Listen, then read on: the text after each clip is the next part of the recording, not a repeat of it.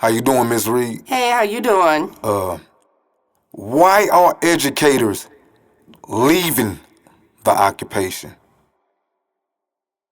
The sad fact that makes most educators leave the profession is money. And it's sad to say that, but I knew whenever I became a teacher that I wasn't going to make $100,000 a year. I knew that.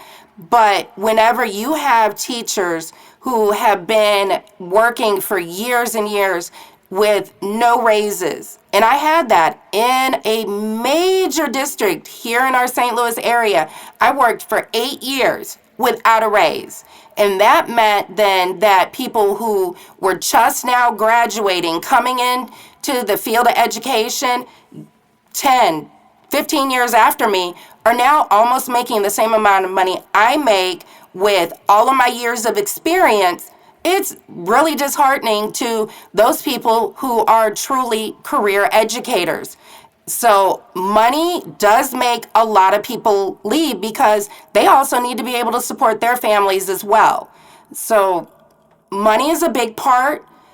Then the lack of support from your school, your individual school, your school districts, those people who are in those roles in your school, who are supposed to be your principals, your assistant principals. You have counselors who are there. However, most schools don't even have a full-time counselor on staff anymore, which is sad because that makes it harder for teachers to be able to meet kids' needs as well, because there might be something going on and I don't have that resource right there to be able to help that student. So then teachers become frustrated because of lack of support. You will have administrators literally tell you to teach to these state tests. So whenever you have a student who is in middle school now and they're getting ready to be tested over social studies and you're told as an elementary teacher, don't focus on that, it puts our kids behind. So teachers are upset about that we actually don't get to teach anymore. So when I look at it, have I considered leaving teaching? I actually did. And it is the only thing I ever wanted to do was to teach. But the system and the lack of support for students, for teachers, it made me no longer love what I did. And luckily, I was able to have an experience to work with someone who was absolutely amazing. And the support that I got from her for my kids, even for myself, was amazing. So I had that experience, and that same person gave me another opportunity to advance my career. But it makes me sad that because of things that were out of my control, I actually considered leaving what I love. What are your thoughts on LGBTQ principles, practices, philosophies, and culture being taught to, as well as being introduced to children? When it comes to a question like that, it is a very controversial topic for many reasons. First of all, a lot of it is we need to look at what age group we're talking about. When we're talking about preschool, elementary, those children are so impressionable. And at that point, it is not in my job, my profession, to give that type of information to a child. That should come from home. However it is that those things are viewed in their home, that is in their home. When it comes to school, in those different ages, things start to come into play a little bit more, especially when you're talking about these middle school and high school age students. Because by the time you get to high school, a lot of kids, they may not know what they want to do for a career, but they know how they feel about themselves internally. If you were born, a male, and you feel that you are a female on the inside, that is, that's you, that's how you feel. I can't tell you that you should or shouldn't feel any different. But on the same turn, you can't turn around and say that to someone else who doesn't feel the same way you do. It's like everybody wants to have their freedom of speech, have all these things. We have our rights. Yes, we do. But at what point do your thoughts and your beliefs and how they may impede on somebody else's, how does that take over one from the other? That right there that's not something that the school should or is actually equipped to deal with right now. Because one thing about schools is they're people pleasers and they want to keep everybody happy. So they want those parents of the students who might be LGBTQ to feel comfortable, and they want the parents whose children aren't on that same spectrum to feel comfortable as well. And what they do is they try and walk a fine line, and in the process, you end up with lack of procedures and policies, lack of expectations. So instead of focusing on what the real issue is, a lot of schools just try to avoid it. Are you comfortable as a mom with a boy who identifies himself as a girl to go inside of a restroom with a daughter of yours who attends the same grade school as the boy? I am not confident in either sex, male or female, using a bathroom different than what their biological sex is, because there are so many liabilities that can come into play with that. You could have a boy who identifies as female going into the female restroom. There could be accusations. There could be things that happen in there that maybe aren't reported. Same thing with a female who identifies as male going into the male restroom, where I think there's probably even chances of more things that could go wrong there. I mean, I've seen it myself whenever I've been out to different places, and, of course, there's always a line in the women's bathroom, so what do you want to do?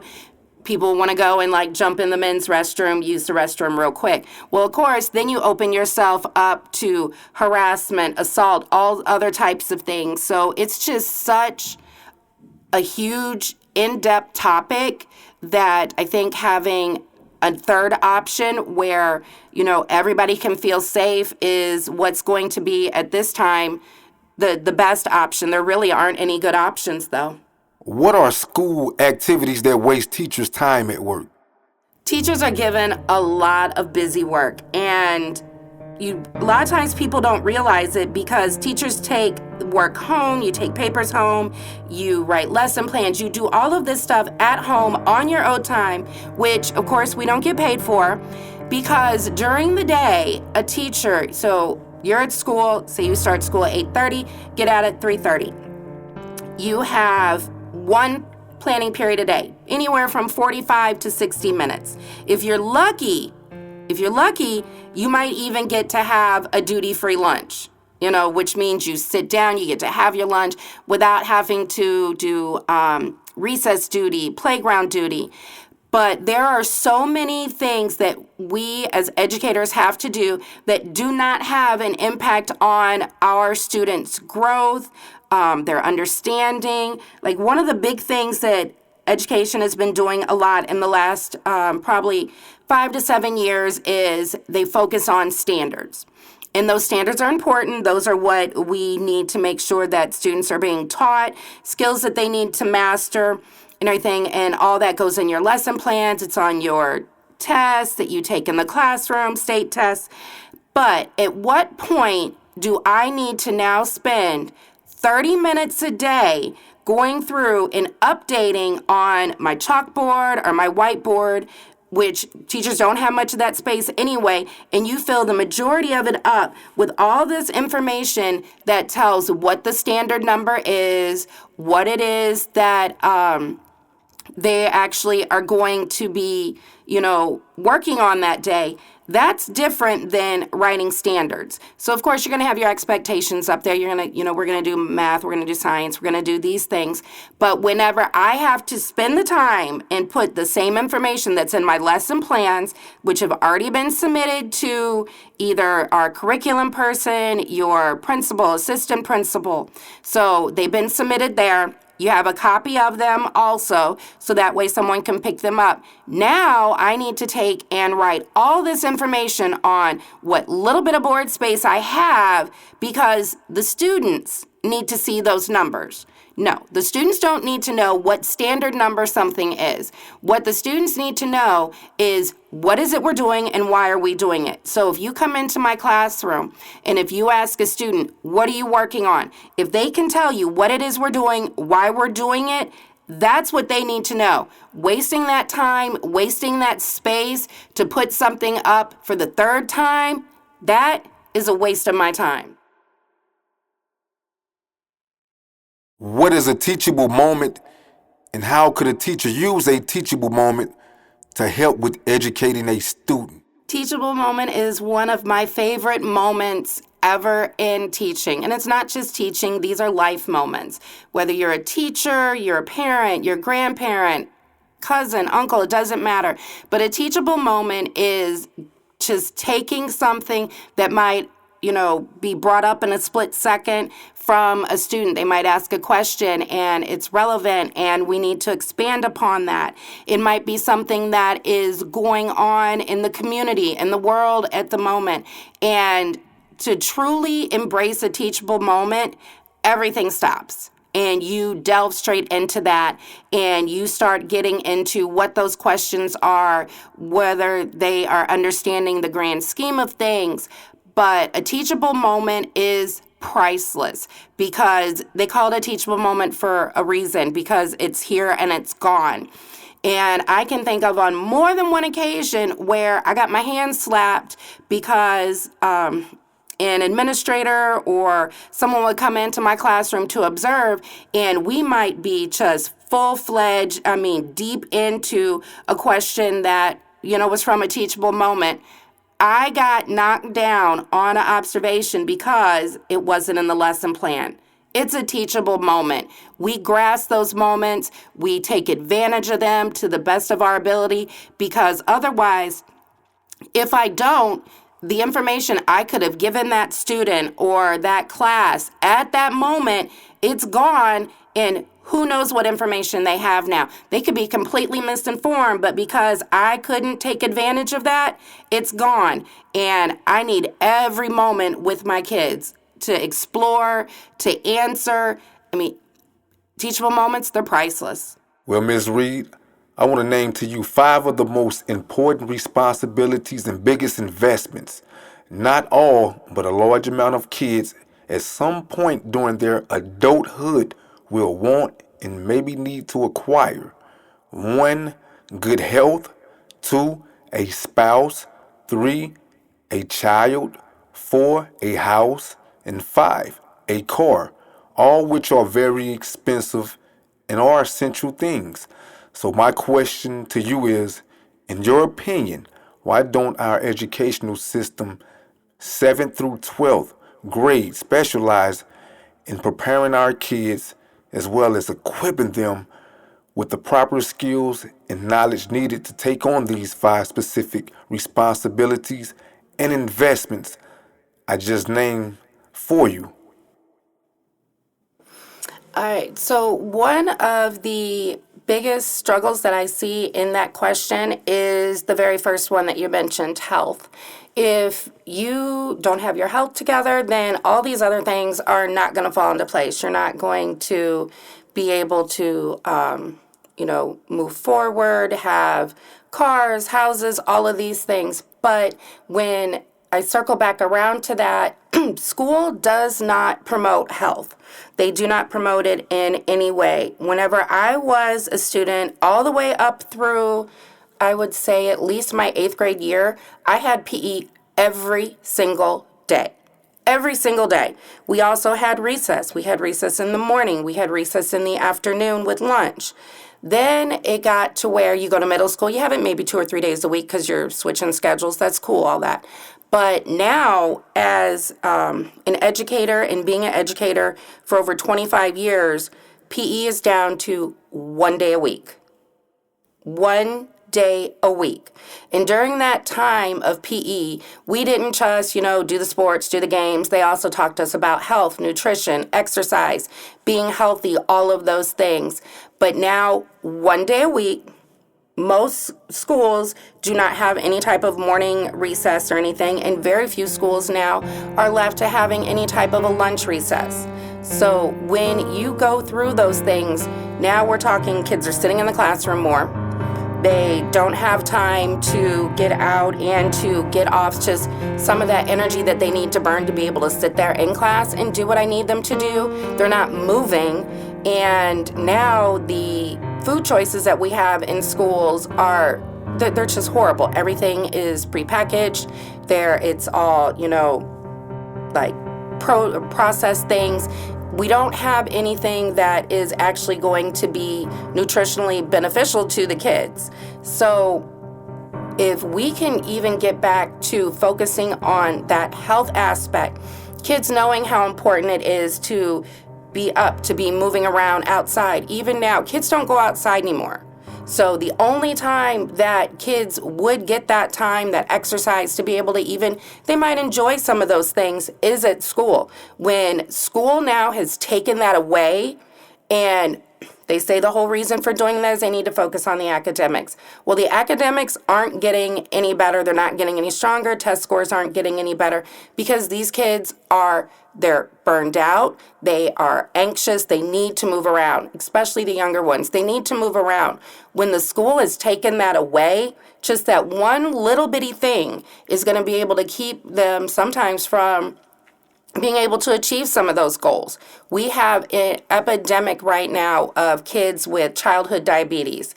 We have tons and tons of allergies, things that we didn't experience whenever I was in school as a student. So when you can't get that first aspect together, looking at these things coming down the line, for me right now, isn't even a feasible option as far as the schools are concerned until school gets back to where we're faced on the students. We give them some downtime. We teach them the benefits of exercise, how they can enjoy it. It can be stress relievers, all sorts of things that those kids need. Until the school gives me back that, there's not much else I can do to be able, based around the school. Now, things as myself, the classroom teacher, there's lots of things I can do, but I need that school support first. What would parents have to do, and who would parents need to contact about updating the public school system to a more life preparation style of instructional training?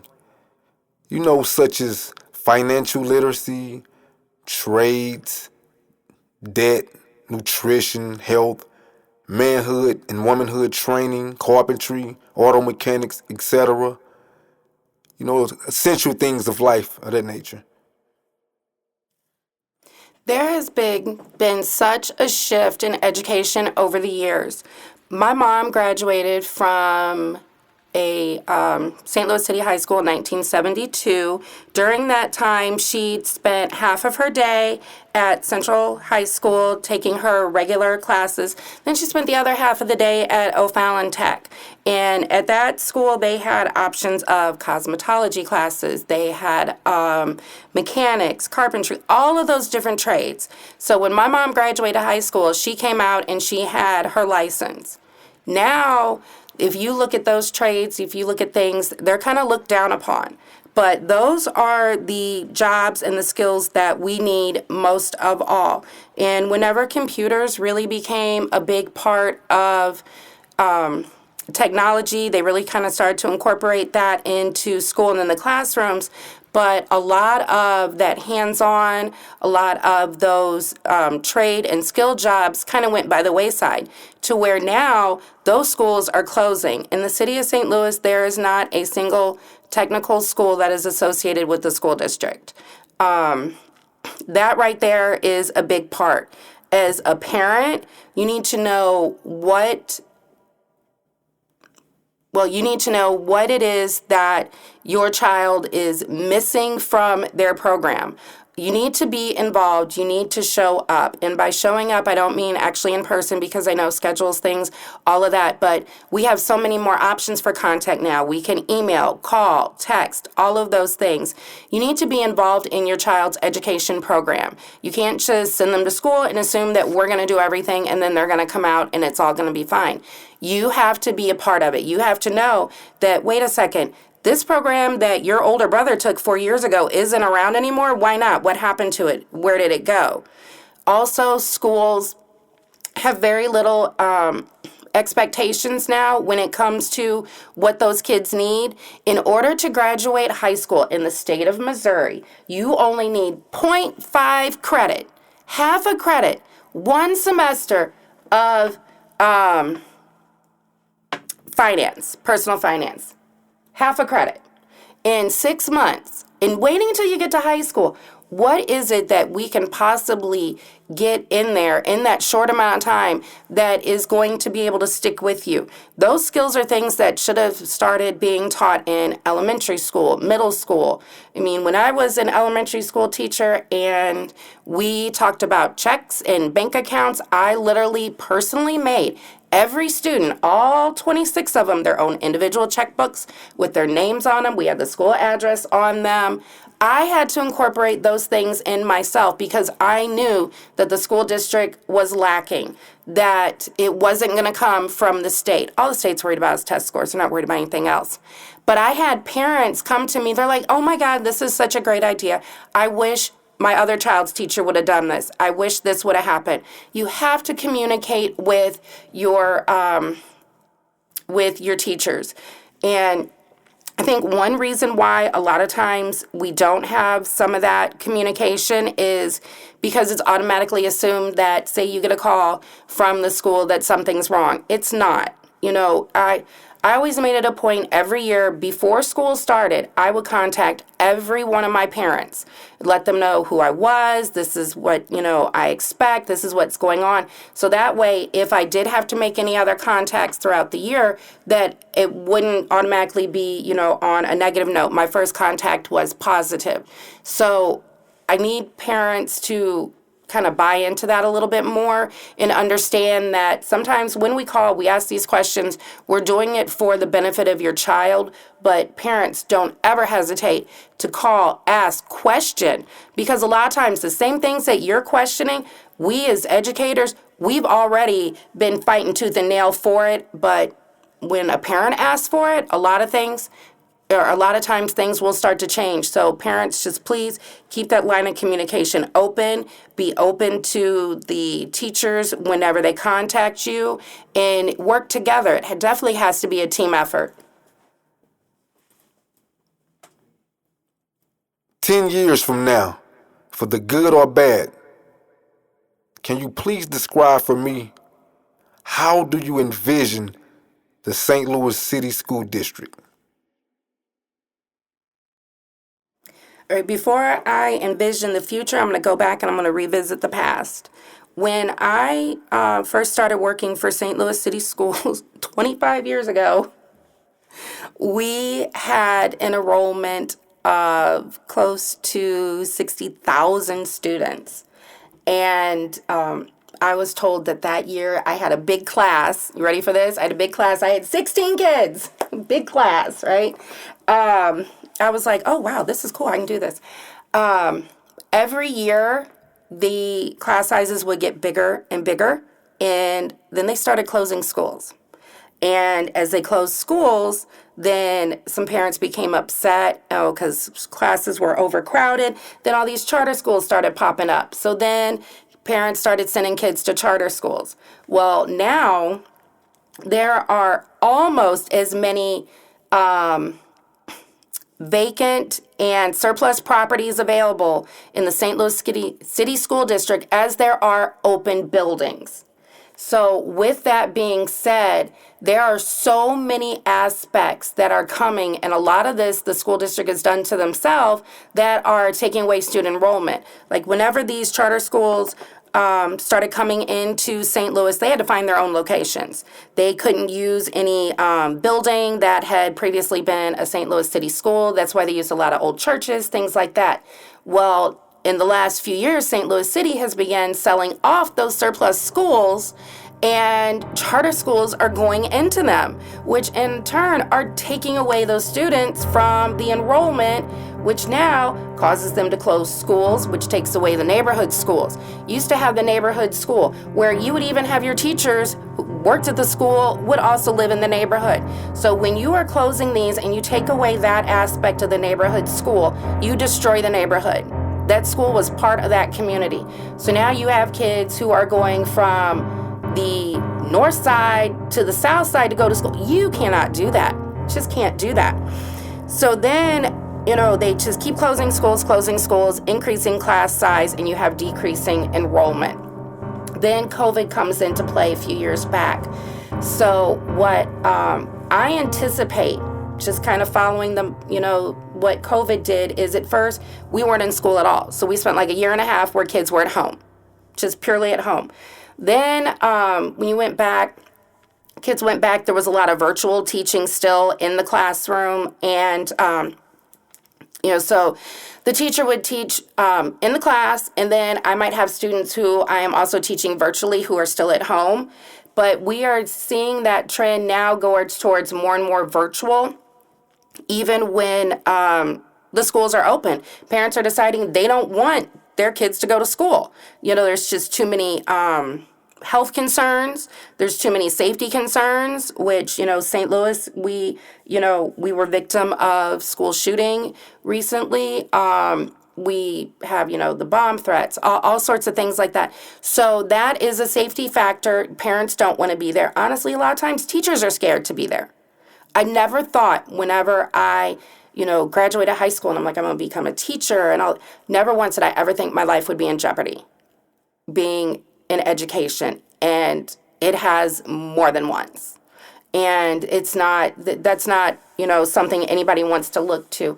So I think as we see all these changes, as parents and, students and teachers are all seeing how you can still complete these tasks at home, that I think more and more will be students working at home, not necessarily like the old style homeschool that we think about, but using computer-based programs, things like that.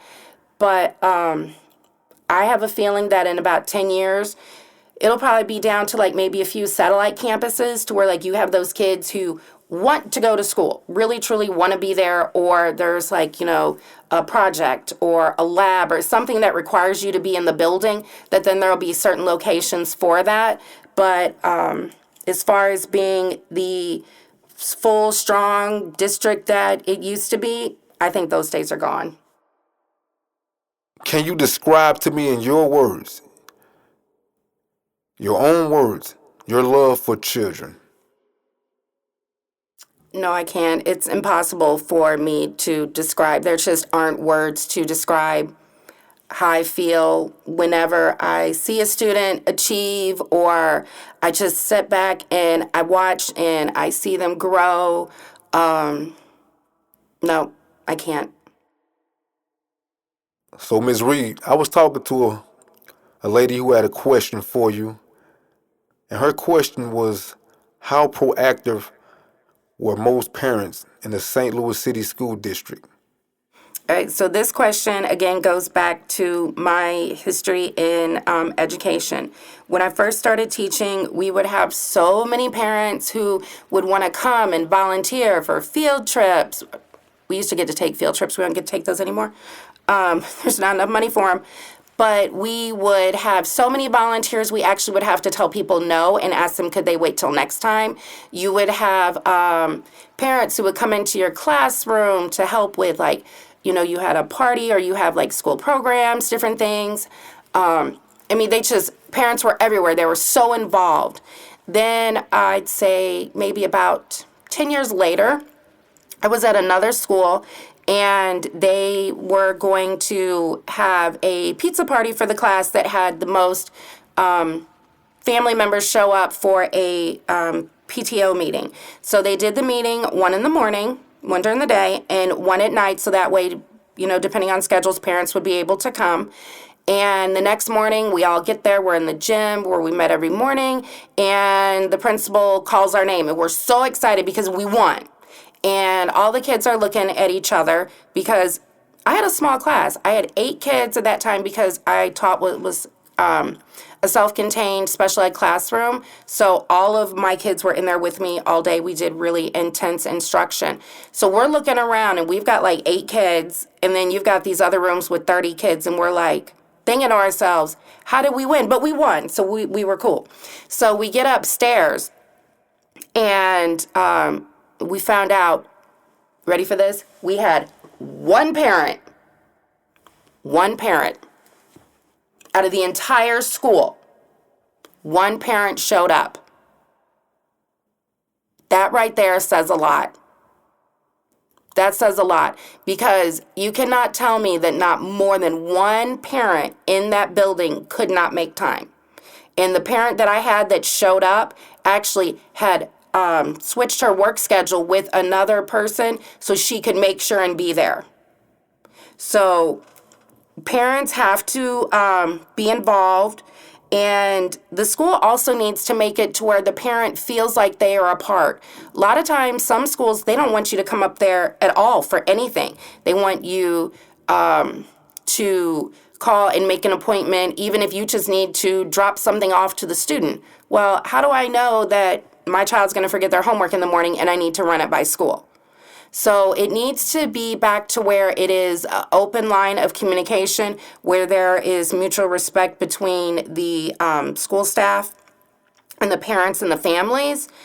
But when it comes to being proactive, parents want to feel like they are welcomed and wanted in the school. Anytime you tell a parent, no, you can't come, or no, you have to wait 2 weeks, well, then it makes it seem like you're hiding something. So, of course, now they're going to want to know what's going on.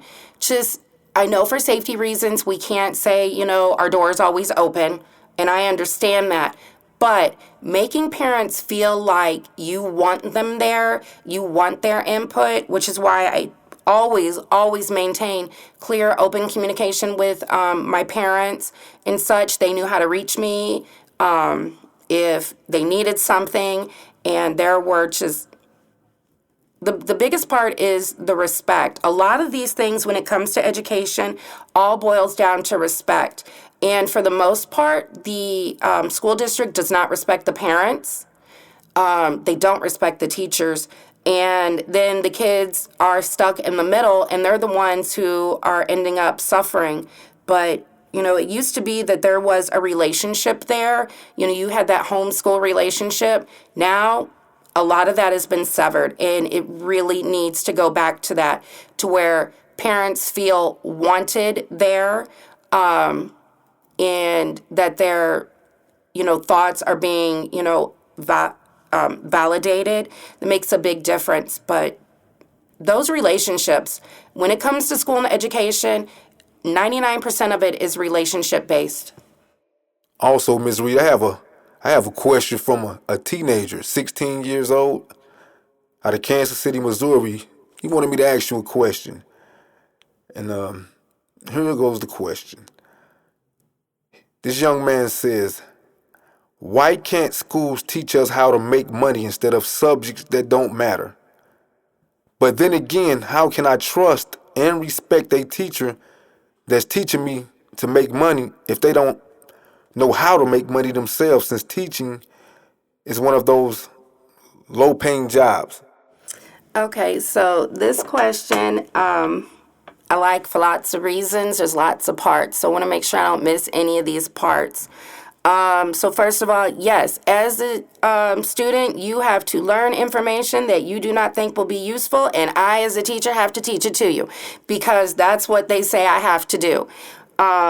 Sometimes there's a difference between something being boring or whether or not you're actually going to utilize something. So there are things that, as teachers, we would much rather spend our time teaching and focusing on, like that financial aspect. In the state of Missouri, you are only required half a credit of personal finance to graduate. So that right there tells you it's not the teachers, that's the schools. So they're saying that that's all they think you need. But when it comes to this, why should you respect me? You should respect me, first of all, because, yes, I am your elder. And whenever you are in that situation, there has to be that line of respect. Again, you're not always going to get along with all your teachers, but you have to have respect for them. So you should respect me for my position, for my age, for my education that I've had, where I have had multiple degrees. So a lot of times you don't see this stuff that's back there. I don't post all my degrees on my walls, but I could, but that's not the important part for me. But I've gone through years of college, years of additional training, all sorts of things. But last part of your question was, we don't make much money. No, we don't, depending on how you look at it. But you don't go into teaching for the money. I was asked a question earlier about, can I describe my love for kids? And I can't. It is purely impossible. I cannot describe that. But when you think back about this, so, all right, you've got a teacher. She doesn't make much money. She doesn't really go many places, doesn't do a whole lot, kind of sticks to home or whatever. Well, yeah, because sometimes that's what, our salary allows. But we choose to do that. I choose to go into this profession. I choose to go to my school every day, and I love it. I am beyond lucky to be where I am now. But when you are thinking about all these people who make all this money, you've got your athletes, you've got your, you have like all your music people, all your, doctors, lawyers, all these people that you look at it and you think, oh my God, look at how much money they make. Look at what they've accomplished. Look at what they achieved. Where do you think they learned to read? Taught them their alphabet. Taught them how to add. Everybody needs a teacher. Nobody in this world has gotten where they are without somebody teaching them, whether it was in the classroom setting, maybe they had someone there, who could do that for them. But you have to have your core. And your core is like your teachers. You have your trades. Never in my life have I ever needed a professional athlete. But I sure as hell needed a plumber last week. Definitely did that. So you have to look at the big, the big scheme of things and how everything falls into play. So it's not always about making the money. It's about enjoying what you do. Someone told me before, peace of mind is worth anything. I would much rather have a lower paying job, enjoying what I'm doing, as long as I can still provide for my family, than to go out there and, push and grind, doing something I don't enjoy, come home unhappy every day, bring that, home to my family every day. I don't want to do that. I want to enjoy what I do. And maybe for some people, it might be a mechanic. Maybe for someone else, it might be an accountant. For me, I would never want to do anything like that. But that's not what makes me happy. That's what makes someone else happy. So we have all these positions in all these different areas, and not until you sit down and you look at it and you see how everything relates to one another, how everything flows together. But the last part of your question is, why should you listen to me? Because I don't make much money? Because I choose to do this. I choose to be with you. I choose to spend my time with you and put forth all of my effort and energy into you. So that's why you should, because I chose you. And why do you continue to work with children? I love kids. I love teaching. I love everything about it. And why I continue to teach? I have to think about the reason why I wanted to be a teacher in the first place and what I want to see these kids be able to do. The biggest thing I want for them is to see them become successful.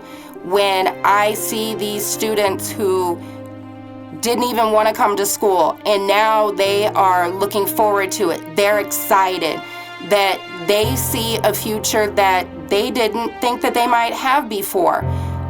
Whenever I see a student who comes to me and wants to know, hey, can we talk right now?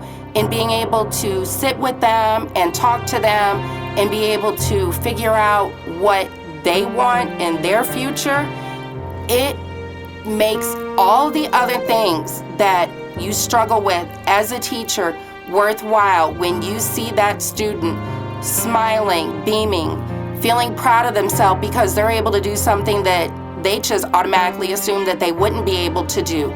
Or you have a student who graduates college and they send you pictures, or you get invitations to high school graduations. When I see the pride in them, that lets me know why I continue to do what I do. This is the only thing I ever want to do. It is the only thing I see myself doing. And I love it. I love my students. I love my kids. And seeing that in them makes it all worthwhile to where this is it. This is who I am. I am Miss Reed.